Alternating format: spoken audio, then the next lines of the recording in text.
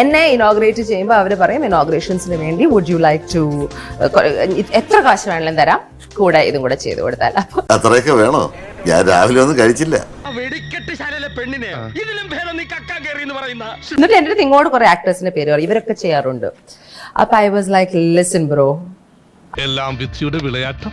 എന്റെ കർത്താവേ, കൺസെന്റോടെ ആർക്കും എന്തും ചെയ്യാലോ. നമ്മളുടെ പ്രായപൂർത്തിയായ ആർക്കും കൺസെന്റോടെ ചെയ്യാം.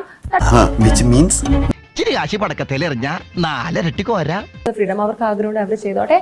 I M not interested in it. എനിക്ക് അപ്പോഴേ തോന്നി ഓർഗനൈസർ എന്റെ അടുത്ത് വന്ന് Ranjani sponsors would like to meet you and take you out for lunch, which I thought was okay. എനിക്ക് അങ്ങനെ നമ്മൾ തെറ്റായിട്ടൊന്നും ആലോചിക്കുന്നില്ലല്ലോ. പക്ഷേ എന്റെ ഹൃദയം തുറക്കാൻ അപ്പോഴൊന്നും സാധിച്ചില്ല. അതെ അതെ, ആ മുഖത്ത് എഴുതി വെച്ചിട്ടുണ്ട്, ആർക്കും വാരിക്കോരി കൊടുക്കുന്നവളാണ്. ലഞ്ചിന് കൊണ്ടുപോയിട്ട് ഷോപ്പിംഗ് വല്ലതും ചെയ്യണമെന്ന് ചോദിച്ചു.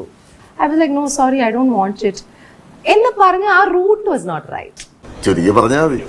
ഓക്കെ, മറ്റു കുട്ടികൾ പിന്നെയാണ് മറ്റു കുട്ടികൾ മുട്ടുന്ന കാര്യം പറയുന്നത്. ചുരുക്കി പറഞ്ഞാൽ അഭിനയത്തിന്റെ ഒരു സൂപ്പർ മാർക്കറ്റാണ് ഈ സരോജ്.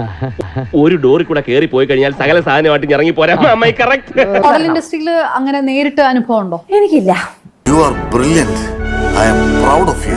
വെടിവഴിപാടാവുമ്പോ സാധാരണ വിളിച്ചു പറയലാ പതിവ്.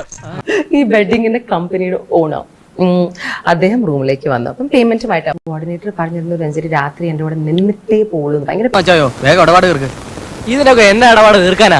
രാത്രി കഴിഞ്ഞ് രാവിലെ. അപ്പൊ ഈ കാശ് അതും കൂടെ ഇൻക്ലൂഡ് ചെയ്തിട്ടാണെന്ന്.